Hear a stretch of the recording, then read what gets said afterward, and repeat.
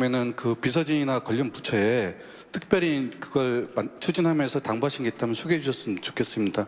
그러니까 예를 들어서 그 지방 프로젝트 지방 투어 같은 경우 지금 14곳 중에서 지금 이미 3곳 다녀오셨고 나머지 11곳이 지금 예정돼 있는데 각각 뭐 지역 특성을 살리면서도 상충되지 않는 그런 것에 대한 기대가 크거든요. 그래서 그 뭐 방문 순서나 아니면은 각 지역을 살리시는 그런 원칙이 있으신지, 아니면은 예타 같은 경우는 선정 기준에 대해서 물론 부처에서 알아서 하겠지만 특별히 대통령께서 방점을 찍는 그런 예타 면제 어떤 기준이 있으신지 소개 좀 부탁드리겠습니다.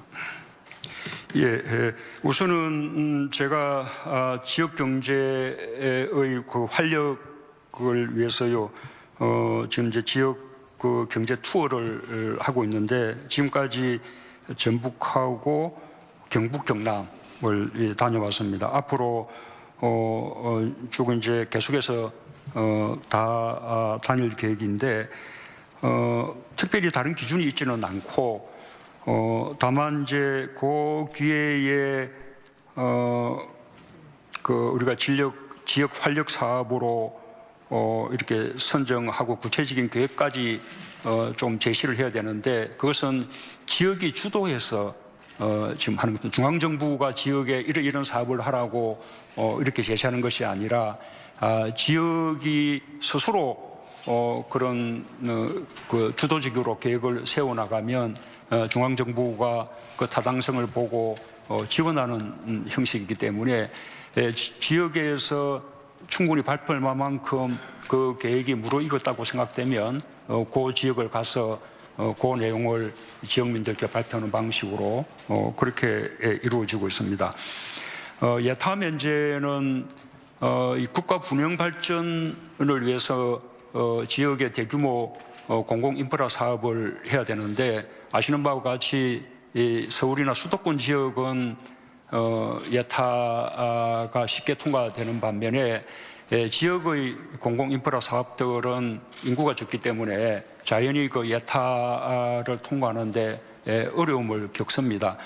그래서 이제 그런 부분들을 해소시켜주기 위해서 광고한 방식이 예타 면제인데요. 그러나 그것이 무분별하게 그렇게 될 수는 없습니다. 그래서 이제 엄격한 아주 선정 기준을 세워서 광역별로 한 건 정도의 그 어떤 공공 인프라 사업들은 좀 우선순위를 정해서 그렇게 선정 해야 되지 않을까 생각하고, 지금 지역과 사이에 지역이 가장 필요한 사업이 무엇인지, 그리고 또 그 가운데서 가장 맞아 예타를 우리가 거치지는 않지만 그래도 가장 타당성이 있다고 판단되는 사업이 무엇인지 함께 협의하고 있는 상황입니다. 예, 이쪽들에 한 분 더 할까요? 여성분, 예. 안녕하세요. 매일 노동뉴스 연윤정 기자입니다. 방금 이제 최저임금 말씀해 주셨지만 그러니까 최저임금 인상 그리고 이제 노동시간 단축 과 더불어서 이제 반대급부로 그 최저임금 산입 범위 확대, 그리고 탄력근로제 확대 같은 이제 제도 개선 문제로 노동계가 그 문재인 정부의 노동 정책이 좀 후퇴하고 있는 게 아니냐라고 지금 굉장히 좀 반발을 하고 있습니다. 그래서 현재 이제 경제사회노동위원회에서 이 주제를 가지고서 논의 중인데, 대통령님께서는 일단 노동계가 노동정책 후퇴다, 노동 존중 그 사회 이 공약 후퇴다라는 이런 지적에 대해서 어떻게 생각하시는지 궁금하고요. 또 이 경사노위에서는 현재 그 ILO 이제 핵심 협약 비준과 관련해서도 논의를 하고 있습니다. 그래서 올해 이제 상반기에 ILO 이제 협약을 비준하셔서 올해 6월에 이제 제네바에서 이제 ILO 100주년 이제 총회가 열리는데, 이때 좀 가셔서 이제 선언도 하시고 좀 연설을 하실 계획은 없으신지 궁금합니다. 우선 두 번째 말씀하신 그 ILO 협약에 대한 그 비준을 위해서 지금 경사노위에서 협의 중에 있고요. 또 경사노위 협의가 끝나면 국회에서 또 입법이 돼야 됩니다. 그래서 국회에서도 입법을 위해서 준비를 하고 있는 그런 상황입니다. 어쨌든 정부로서는 이렇게 이 아이로 그 협약을 조속한 시일 내에 할 수 있도록 그렇게 뭐 이렇게 노력하고 있다라는 말씀을 드리고요. 이렇게 노동자들의 어떤 삶이 개선되는 것이 우리 사회의 경제적 불평등을 이렇게 해소하고 완화하는데 대단히 중요하지요. 그래서 아시다시피 우리 정부는 노동자들의 우선 임금을 올리고 또 노동 시간을 단축하고 그리고 또 비정규직을 정규직으로 이렇게 전환되도록 하고 하는데 각별한 노력을 기울이고 있고 그 점에서 역대 어느 정부보다 정말 최선의 노력을 기울이고 있다는 점은 노동계가 인정해 주셔야 한다고 생각을 하고요. 그러나 그런 노동계의 삶을 향상시키는 것도 우리 전체 경제가 함께 살아나는 그런 과정에서 그것이 가능하다고 생각되거든요. 노동자들의 임금이 올라가는 것은 그 자체로 좋은 일이지만 그것이 또 다른 경제 부분에 주름살을 미쳐서 오히려 뭐 우리 경제가 어려워진다면 종국에는 노동자들조차도 말하자면 그 일자리가 충분하지 않게 된다든지 또 다시 또 그것이 노동자들의 고통으로 겪어오는 것이기 때문에 이런 노동 조건의 향상을 얼마나 사회가 이렇게 받아들일 수 있느냐, 그것이 우리 경제나 고용에 어떤 영향을 미치느냐 하는 거하고 종합적으로 이렇게 살펴나가야 한다고 생각합니다. 그리고 그런 점에 대해서 나는 노동계가 조금 더 열린 마음으로 임할 필요가 있다고 보고 있습니다. 자, 이 줄에 우리 쪽 가운데 둘째 줄 계신 분. 아니 요 가운데 안경 쓰신 기자님. 예, 감사합니다. 저는 매일경제신문 박용범 기자라고 합니다. 그 대통령께서 그 포용적 성장을 굉장히 강조하시고 계시고 포용국가를 말씀하시고 있는데 그 최근에 어떤 인사를 하신거나 아니면은 그 앞으로 곧 있을 개각 관련해서 좀 대통령님과 생각을 좀 경제 분야 관련해서 좀 다른 생각을 하고 조금 당적이 다르더라도 아니면 민간에서 좀 더 솔직한 얘기를 고언할 수 있는 이런 분들을 좀 등용하실 생각이 있으신지 궁금합니다.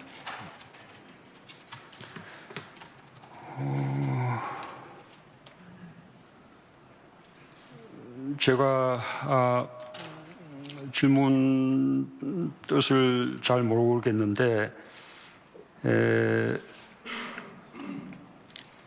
어쨌든 그 정부의 경제정책 기조가 있으면 그 경제를 담당하는 그 부처의 장관님은 그런 정부의 경제정책 기조에 대해서 함께 생각을 해야 되는 거죠.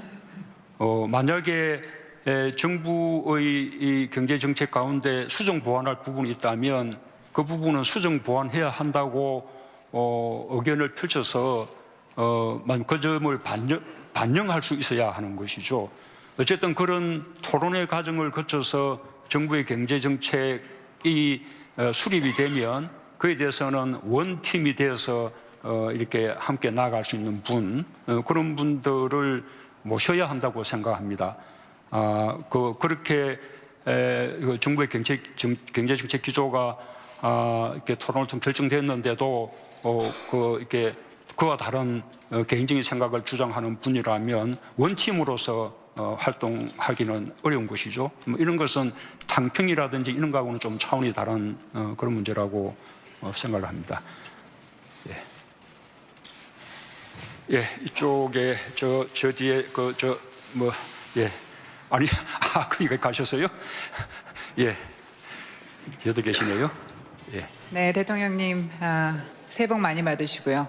정말 올해는 함께 잘 사는 나라 만들어 주시기 바랍니다. 오늘 그 기자회견문 그 모두 발언을 보면은 그 혁신 성장, 공정 경제를 통해서 성장을 지속시키겠다. 개천에서 용이 나오는 사회를 만들겠다. 이렇게 말씀을 하셨습니다. 하지만 실질적으로 그 여론이 굉장히 냉랭하다는 거 또 그 대통령께서 알고 계실 겁니다. 현실 경제가 굉장히 얼어붙어 있습니다. 국민들이 많이 힘들어하고 있습니다. 그 희망을 버린 건 아니지만 미래에 대한 불안감이 굉장합니다. 그 대통령께서 계속해서 이와 관련해서 엄중하게 바라보고 있다 이렇게 강조를 하시고 계셨는데요. 그럼에도 이 대통령께서 현 정책에 대해서 그 기조를 바꾸시지 않고 변화를 갖지 않으시려는 그런 그 이유에 대해서도 알고 싶고요. 그 자신감은 어디에서 나오는 것인지, 그 근거는 무엇인지 좀 단도직입적으로 여쭙겠습니다. 네, 경기방송의 김예령 기자님이십니다. 예, 정부의 경제정책 기조가 왜 필요한지 우리 사회의 양극화 또 불평등 구조를 바꾸지 않고서는 지속 가능한 성장이 불가능하다. 라는 점은 오늘 제가 그 모두 기자회견문 30분 내내 말씀드린 것이었고, 그래서 그에 대해서 필요한 보완들은 얼마든지 해야 하겠지만 오히려 정책 기조는 계속 유지될 필요가 있다라는 말씀은 이미 충분히 드렸기 때문에 또 새로운 이렇게 답을 필요할 것 같지는 않습니다. 예. 예, 어쨌든 이 줄에서 보면 어디까 하여튼 맨 뒤에 있다고 생각하시는 분, 책 드신 분, 예, 한번 질문하겠습니다. 예. 안녕하십니까 대통령님, 새해 복 많이 받으십시오. 헤럴드 경제 윤현종 기자라고 합니다. 아까 회견문에서도 그 규제 샌드박스법과 관련한 언급을 잠깐 하셨는데요. 이제 여기저기 다니면서 취재를 해보면 그 규제 샌드박스법이 지난해 12월에 국회 본회의를 통과했습니다만 그 이후에도 연말 연초 기준으로 보면 스타트업이나 4차 산업 분야에 있는 기업인분들 또는 CEO분들 10명 중에 7명이, 이건 보수적으로 잡아서 그런 건데요, 한 10명 중에 7분들은 정부의 4차 산업 정책의 어떤 그 접근의 그 점수를 50점 또는 50점 미만으로 매기고 계시거든요. 이게 현장의 목소리입니다. 왜 50점이 채 안 되는지 물어보면 절반 이상이 아직도 각종 규제 혹은 규제 장벽이 너무 높다고 얘기를 하거든요. 그리고 또 이 기존의 규제가 전통 산업 분야 종사자들이 일종의 어떤 카르텔을 치고 있는 장벽으로 그 스타트업이나 혹은 혁신 기업분들 종사자들한테 그렇게 어떤 장벽으로 카르텔로 작용을 한다라고 말씀을 하세요. 여기에 대한 어떤 대통령님의 견해 또는 그 스타트업 종사자분들이 진짜 체감해서 이렇게 정부가 이렇게 우리들을 좀 4차 산업과 관련된 어떤 그런 부분을 좀 밀어주고 있구나라고 진짜 체감할 수 있는 어떤 구체적인 방법은 어떻게 가지고 계신지 궁금합니다.